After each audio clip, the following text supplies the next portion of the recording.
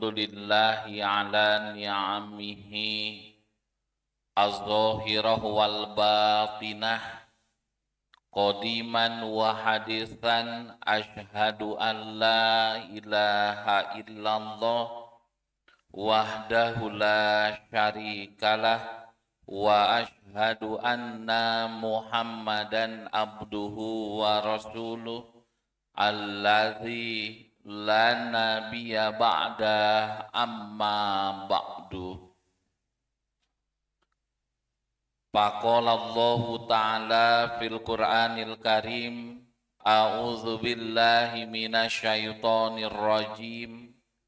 Ya ayyuhallazina amanu idza kuntum ila sholati fagsilu wujuhakum wa aydiyakum ilal marafiqi wamsahu biru'usikum wa arjulakum ilal ka'bain wa in kuntum junuban fatahharu wa in kuntum mardo aw ala safarin aw jaa ahadu minkum minal ghaid aw lamastumun nisa falam tajidu ma'an fatayammamu sha'idan thayyiban al-ayat.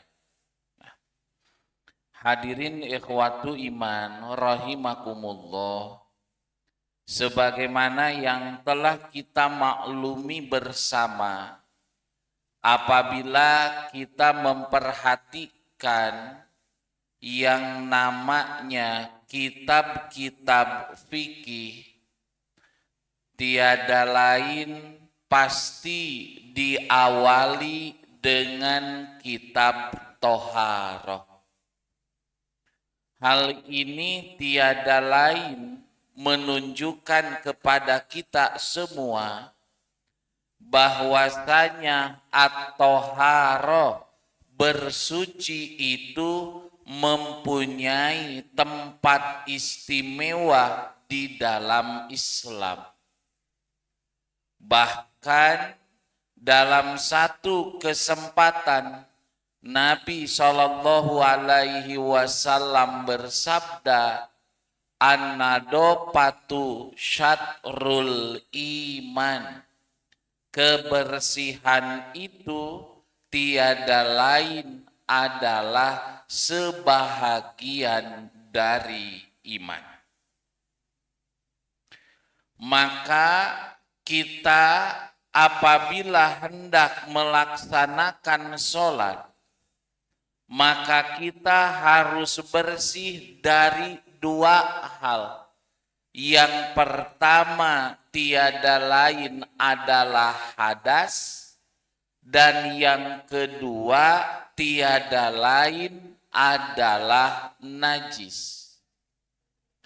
Menghilangkan hadas kecil maka cukup dengan berwudu. Menghilangkan hadas besar maka dengan mandi. Kaitan berwudu ini banyak timbul pertanyaan. Apakah ketika bersentuhan kulit dengan laki-laki atau dengan lawan jenis itu membatalkan wudu atau tidak? Maka untuk menjawab pertanyaan itu, Bu, kita diantaranya harus memperhatikan yang pertama surah An-Nisa ayat 43, yang kedua adalah surah Al-Maidah ayat 6. Yang kita ketengahkan hari ini adalah Al-Maidah ayat 6. Di mana Allah Subhanahu wa taala tadi berfirman, ya ayyuhallazina amanu idza kumtum ilas sholati Wahai orang-orang yang beriman, idza kumtum ilas sholati, apabila kamu hendak melaksanakan sholat,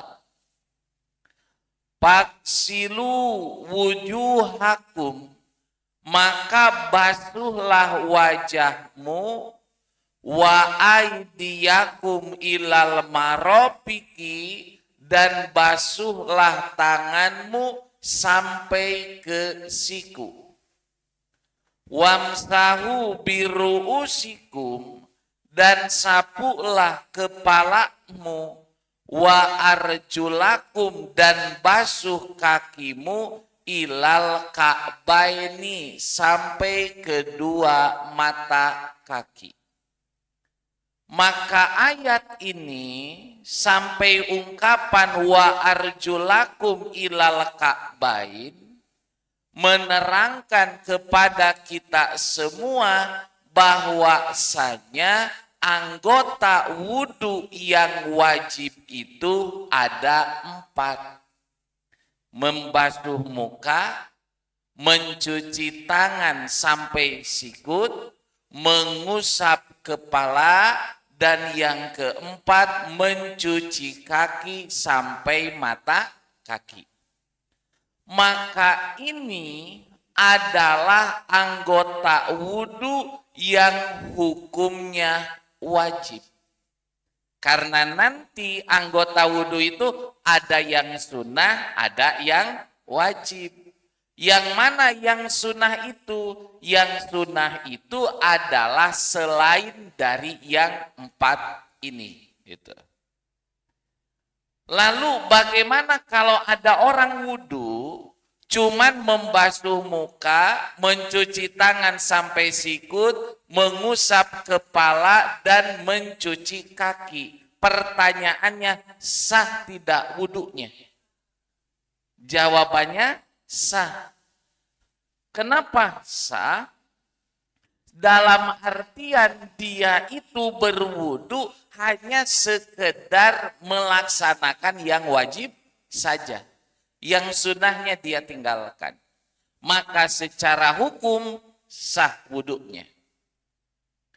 Wa in kuntum junuban, dan apabila kalian junub, fatahharu, maka bersucilah. Maka yang dimaksud fatahharu di sini adalah faksilu, maka mandilah.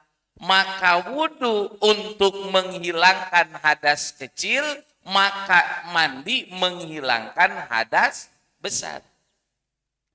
Lalu bagaimana apabila terjadi situasi wa in kuntum mardo, dan jika kalian itu sakit, au ala saparin, atau karena sapar, au jaa ahadu minkum minal goit, atau sehabis buang air, au lamastumun nisaa, atau karena kalian menyentuh perempuan, palam tajiduma'an, patayamamu so'i dan toyiban, maka bertayamumlah dengan debu yang baik.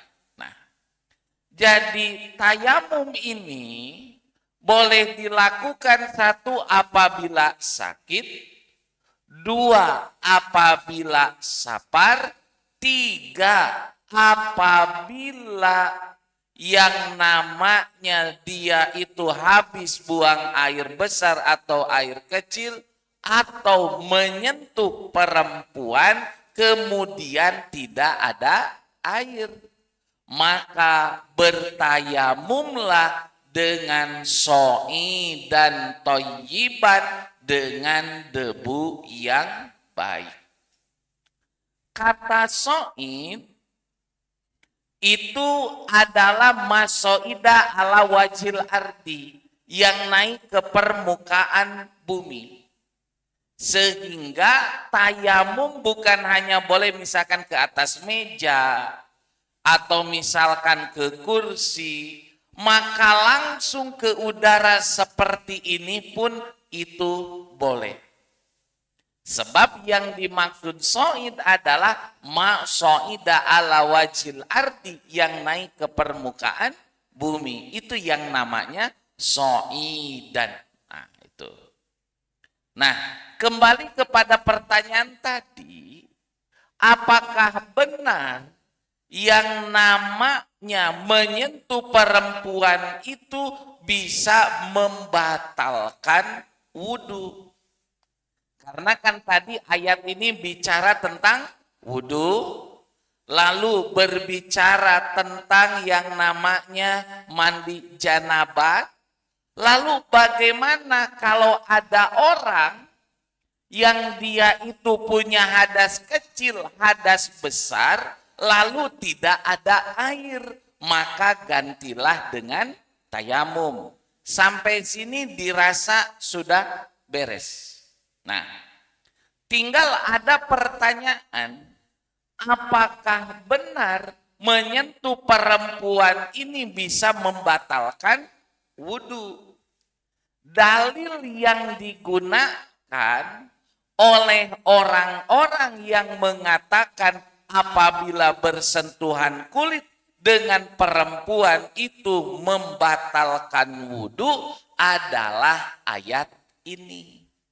Nah, kalau kita perhatikan kata aulamastumun nisaa, atau kalian menyentuh perempuan. Nah, menyentuh, makna lamastumun nisa itu apa? Kalau lamasa artinya menyentuh. Kalau lamasa itu ada musyarakah, saling menyentuh. Jadi oleh karena itulah apa makna dari mulamasah itu? Maka Abdullah bin Abbas mengatakan beliau berkata al-mulamasatu al-jima'u. Nah, jadi yang dimaksud aulamastumun nisa atau kalian menyentuh perempuan, kata Ibnu Abbas, al-jima'u yang berarti bersetubuh. Walakinnallaha karimun yukanni bima yasha'u. Akan tetapi Allah yang maha mulia mengkinayahkan dengan apa yang dia kehendaki. Jadi agar Quran ini dalam artian bahasanya bagus, maka terkadang hal-hal sensitif maknanya itu dengan dikinayahkan, maksudnya dengan makna pinjaman. Nah, itu. Lalu ketika Abdullah bin Abbas mengatakan bahwasanya al-mulamasatu itu adalah al-jima'u, apakah ada tidak keterangan lain yang menerangkan dari Nabi bahwasanya bersekedar bersentuhan kulit itu tidak membatalkan wudhu? Satu, kan hadis yang sering dimunculkannya riwayat Tirmidzi, kata Aisyah, Nabi SAW beres wudhu, beliau suka mencium sebagian istrinya. Yang dicium oleh Nabi ini adalah Siti Aisyah dan beliau tidak berwudhu lagi. Ini hadisnya dhaif. Makanya mereka beralasan, oh tidak bisa dengan dalil itu, kan itu dalilnya dhaif. Ternyata ada yang sahih. Sebagai penguat arti dari lamastumun nisa itu apa? Apa? Tiada lain adalah bukan sekedar bersentuhan, tapi lamastumun nisa itu artinya adalah al-jima'u yang artinya bersetubuh. Ini dikuatkan oleh dalil berikut. An Aisyata zaujin Nabi sallallahu alaihi wasallam annaha qalat kuntu anamu baina yaday Rasulillah sallallahu alaihi wasallam wa rijlaya fi qiblatihi. Aku pernah tidur di depan Rasulullah sallallahu alaihi wasallam dan kakiku berada di arah kiblatnya. Jadi Nabi sedang sholat, Aisyah berbaring seperti berbaringnya jenazah. Nah, lalu Paida sajada gomazani pakobatu rijlaya. Kata Aisyah, jika akan sujud, beliau menyentuhku dengan tangannya. Jadi kaki yang menghalangi tempat sujud itu oleh Nabi dipegang. Sedang apa Nabi? Sholat. Punya wudhu tidak? Diteruskan sholatnya tidak? Berarti menyentuh perempuan dengan arti hakiki itu tidak membatalkan wudhu. Wa idza qoma basatuhuma, dan apabila beliau ini berdiri, aku luruskan kembali kakiku.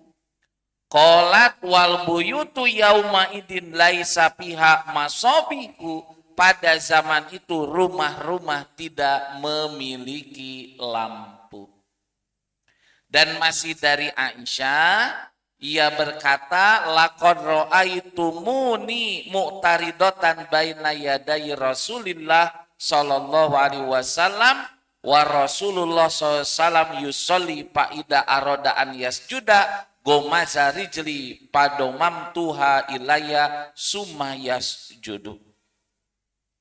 Dari Aisyah ia berkata, kalian telah mengetahui bahwa aku berbaring di depan Rasulullah sallallahu alaihi wasallam padahal Rasulullah SAW sedang sholat.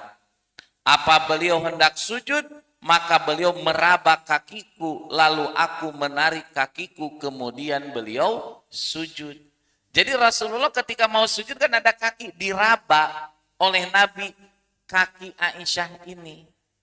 Berarti benarlah yang dikatakan oleh Abdullah bin Abbas bahwasanya makna lamastumun nisa'a tiada lain adalah bukan yang namanya bersentuhan kulit biasa, tetapi dalam arti jima. Nah, berdasarkan keterangan-keterangan itu, maka kita dapat bagaimana dapat mengambil kesimpulan. Satu, makna lamastumun nisa adalah jima atau hubungan badan. Itu yang pertama. Yang kedua, menyentuh perempuan dalam arti hakiki bukan hubungan badan tidak membatalkan wudhu. Nah, itulah jawaban dari pertanyaan batalkah wudhu apabila bersentuhan dengan perempuan. Nah, hadirin ikhwatu iman rahimakumullah, itu saja kajian kita pada kesempatan kali ini dalam Taghridah Fiqhiyah. Insya Allah kita lanjutkan di pertemuan yang akan datang. Ibu rahimakumullah, silahkan kalau ada pertanyaan. Belum beres, tenang.